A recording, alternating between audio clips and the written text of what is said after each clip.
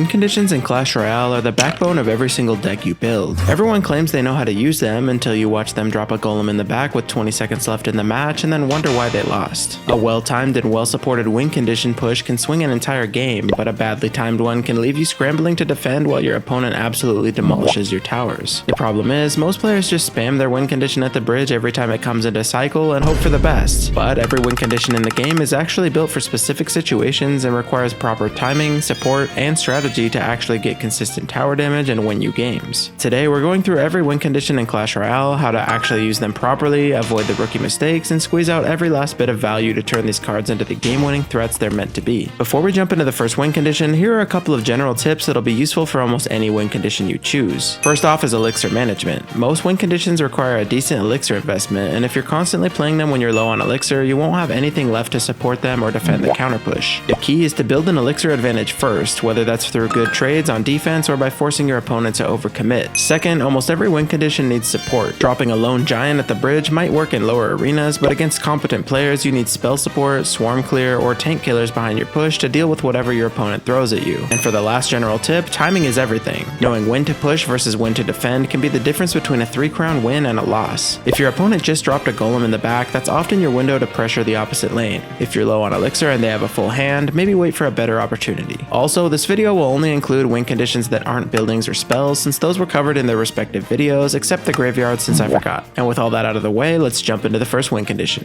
3 Musketeers is the most expensive win condition in the game at 9 elixir, but when used correctly, they can absolutely shred through your opponent's defenses. The whole concept behind 3M is split lane pressure. You pretty much always want to split the 3 Musketeers either in the back or a bit further forward, because placing all 3 in the same lane will just be way too easy for your opponent to cheaply counter with a number of different spells. This video comes not too long after the 3 Musketeers received a massive rework, which means they are now not like normal Musketeers, as they actually have about 22% more health and have a melee attack when troops get close where they slash away with their bayonets, dealing just over 50% more damage than their ranged attack. As a result, there can often now be times where you'd want to place the 3 Musketeers all on top of something like a golem to quickly shred it with their melee attack. Outside of that type of scenario though, the 3 Musketeers pair extremely well with the Royal Hogs, and even more so with the Hogs getting their own evolution this season. The reason they pair so well is that the 3 Musketeers can be tanked for in both lanes by the Royal Hogs, since they can also be split, and for this reason people have been swapping out the Royal Recruits into Royal Hogs decks for the 3 Musketeers lately. This splitting forces your opponent to defend both lanes at once, and unless they have a perfect answer like Fireball or Lightning, they're going to struggle to deal with all 3 efficiently. The key to using such an expensive card like the 3 Musketeers is building up an elixir advantage first. If you just drop them when you're even or down on elixir, or give your opponent an opportunity to use the Lightning on all 3, you're asking to get punished hard on the counter push. The classic play is to use them on defense first, let them shred through your opponent's push, then they'll walk up past the bridge for a massive counter push with full or nearly full health. When splitting, the standard play is 2 Musketeers on the side where you have more support and 1 Musketeer on the opposite lane to distract your opponent. The solo Musketeer can still get solid chip damage if ignored, and if they overcommit to stop her, the double Musketeers are going to demolish the other tower. One thing to watch out for is spell value. If your opponent can hit all 3 Musketeers with a Fireball or Lightning, that's a massive negative trade for you, so always try to spread them out as much as possible to avoid giving your opponent easy value. Most players won't use a Lightning on all 3 in the back, since that'll activate your King Tower, but be careful if your King Tower is already activated or if your opponent just doesn't care, because then they might still do it. The biggest counters to 3 Musketeers aside from those spells are the Valkyrie, Mega Knight, and any heavy splash damage that can take out multiple Musketeers at once. Because of this, it's usually better to bait out your opponent's big spell before committing to a 3 Musketeers push, or at least have a backup plan if they do have a perfect counter. Beyond just building split lane pushes with the 3 Musketeers, once you've taken a tower, you can go for a cheeky 3 Musketeers in the pocket for an extremely high pressure push, but only do this if you have an elixir advantage or if your opponent has no good counters in cycle, because it is easy to punish. But if left unignored or if your opponent reacts too late, it's absolutely game over for their tower. The Rune Giant is one of the newest win conditions in the game, and he's all about building up momentum through his unique rune mechanic. For 4 elixir, the Rune Giant has 35% less hit points and about 50% less damage than a regular giant, but he has a unique ability to compensate where he can enchant up to 2 units, which allows those units to do 220 bonus damage every 3 attacks at tournament standard. Since this bonus damage is a flat amount and not a percentage, the Rune Giant's enchantment is best used on fast attacking troops like the Lumberjack or Berserker, as they'll get the most benefit possible and can do some absolutely insane damage. One important thing about the Rune Giant's runes is that unlike the Royal Chef, they will be prioritized onto the 2 nearest units when a rune is available, not any specific units, so keep this in mind when deciding when and where to place him. The Rune Giant also unfortunately cannot put the rune onto buildings, so there's pretty much no point in using this card with an Expo or Mortar deck. An interesting quirk is that when the Golden Knight is hit with a rune, he he will actually still deal the bonus damage to every third troop in his dash, so this can be quite good for taking out medium health units like barbarians more effectively with that champion. The Rune Giant interestingly works quite well with the Lava Hound, since that bonus damage stacks up nicely during the Lava Hound's entire life cycle, and then the Rune Giant can tank for the pups and boost 2 of the 6 as well. At the end of the day, the Rune Giant is kind of a mix between a win condition and a support troop, so you can choose to use another win condition with him if wanted, but he can still get a ton of value on his own too. If you're liking this video so far, please consider subscribing to the channel as I post content just like this every single week. The Golem is the ultimate beatdown win condition. At 8 Elixir, he's a massive tank with the highest health in the game, and when he dies, he deals a good amount of death damage to everything around him and splits into 2 Golemites that continue tanking and then deal their own death damage as well. The Golem is all about building unstoppable pushes. You drop him in the back during single Elixir, and by the time he reaches the bridge, you should have built up enough Elixir to support him with cards like the Night Witch, Baby Dragon, or Lumberjack. The key to the Golem is patience. If you drop him at the bridge or when you're just low on Elixir, you're just giving your opponent a free tower on the opposite lane since you hardly have any Elixir left to defend with. The classic Golem play is to drop him in the back with around 40 to 50 seconds left in single Elixir. This gives you time to build up Elixir while the Golem slowly walks towards the bridge, and by the time he crosses, you should have 6 to 8 Elixir to support him with. If used with the Elixir Collector, this can be even more devastating, and sometimes you can even get multiple Golems down at once, which is pretty much game over for your opponent at that point. One of the best ways to use the Golem is to build your push on defense first. If your opponent sends a push down one lane, defend it with cards like the Night Witch or Baby Dragon, then drop the Golem in front of them for a massive counter push with your defensive troops at full health. The Golem's death damage is one of his biggest strengths. Even if your opponent successfully defends him, the Golemites and death damage can still shred through their defensive troops, leaving them with nothing to defend the rest of your push and often taking a good chunk of health from their tower. The Golem pairs insanely well with the Night Witch since the Golem will tank for her and the bats, creating a never-ending swarm that's incredibly hard to deal with. You can take this to the next level by cloning both troops, as this is so difficult to defend without something like the arrows due to the multiple waves of damage needed to take out the cloned Golemites and death bats after the main clones are taken out. The Lumberjack is also amazing with the Golem since his rage spell on death speeds up your entire push and can lead to devastating tower damage. The biggest mistake Golem players make is playing him too early in the match, as if you drop the Golem in the back at full Elixir and single Elixir, you're asking to get rushed on the opposite side and lose a tower before your Golem even crosses the bridge. You can do this if you know you're up 3 or more Elixir on your opponent, but you should probably avoid doing this as your first play of the match. The Golem's biggest counters are the Inferno Tower, Inferno Dragon, and P.E.K.K.A. since they can all shred through his massive health pool. Always have a Zap, Lightning, or Electro Wizard handy to reset those ramp up counters, and keep a log or arrows in hand for any swarms like the Skeleton Army or your push is going to crumble. In a pinch, the Clone can also be an excellent counter to those swarms as well, since the cloned Golem and Golemites will explode nearly instantly and take out the swarms while leaving the real Golem mostly unscathed. The Electro Giant is one of the most polarizing win conditions in the game, and for good reason, since when he's used correctly, he's an absolute nightmare to deal with. At 7 Elixir, he's a tanky, building targeting unit that reflects damage back at anything that attacks him within his electric aura, making him essentially immune to the normal tank countering swarms like the Skarmy, Bats, and Goblin Gang, since they'll go down pretty quickly and won't fully take him out in the process. The key to using the Electro Giant is understanding that he doesn't always need to connect with the tower to get value. His reflection damage alone can shred through your opponent's defensive troops, and if they're not careful, they'll lose their entire defense just trying to stop him, leaving support troops to get solid tower damage in. The best way to use the Electro Giant is to drop him at the bridge when you have an Elixir advantage, then immediately support him with a Fisherman or a Lightning spell, creating a very high pressure push for your opponent to try and defend. The Lightning is especially powerful with the Electro Giant since it can take out high health counters like the Inferno Tower, Musketeer, or Cannon, leaving your opponent with nothing that can stop him efficiently, since their swarms will also get taken out by the Electro Aura itself. One thing to keep in mind is that the Electro Giant's reflection damage has a limited range, so ranged troops like the Magic Archer, Firecracker, or Princess can chip him down from a distance without taking any damage. Always have a spell ready to take out those range counters or your push is going to fizzle out. The Electro Giant also pairs extremely well with the Tornado, since you can pull your opponent's range counters into his reflection range, forcing them to take damage and usually die in the process. The biggest mistake Electro Giant players make is dropping him when they're low on Elixir or without any support. If your opponent has a solid answer like the P.E.K.K.A., Mini P.E.K.K.A., or a building and you don't have a spell to support him, you're just wasting 7 Elixir. The Electro Giant's biggest counters are high damage melee units like the P.E.K.K.A., Mini P.E.K.K.A., and Hunter, since they can take him out while easily tanking the reflection damage. Buildings are also great against him since they can distract him and buy time for your tower to chip him down. And for a unique way to use the Electro Giant, try putting a Prince or Dark Prince behind him, as their charge will push him to the tower faster. The Giant is one of the most simple win conditions in the game, but that doesn't mean he's simple to master. At 5 Elixir, he's as simple as a tank can get. He has good health and a building targeting attack that ignores troops, making him perfect for soaking up damage while your support troops do the work. While he doesn't do a ton of damage per second himself, he survives for so long that he will take a crown tower on his own if ignored, so your opponent will always have to answer him in some way when he's played at the bridge. The key to using the Giant is proper support. as a lone giant at the bridge isn't the most punishable thing ever since you'll likely have a few elixir left over, but a giant with a musketeer, mini P.E.K.K.A, or prince behind him can be much more effective and absolutely demolish a tower if your opponent doesn't have a perfect answer. One of the best things about the giant is that he's cheap enough to cycle back to quickly, which means you can apply constant pressure and force your opponent to have multiple answers to him. The giant pairs extremely well with something like the musketeer since she can take out air troops and ranged units while the giant tanks. There's also a reason why giant double prince has been a popular deck since the game's early days, since the giant really does pair quite well with the prince and dark prince. This is because the prince's charge damage can delete whatever your opponent plays to defend, and the giant's health pool gives the prince plenty of time to charge up.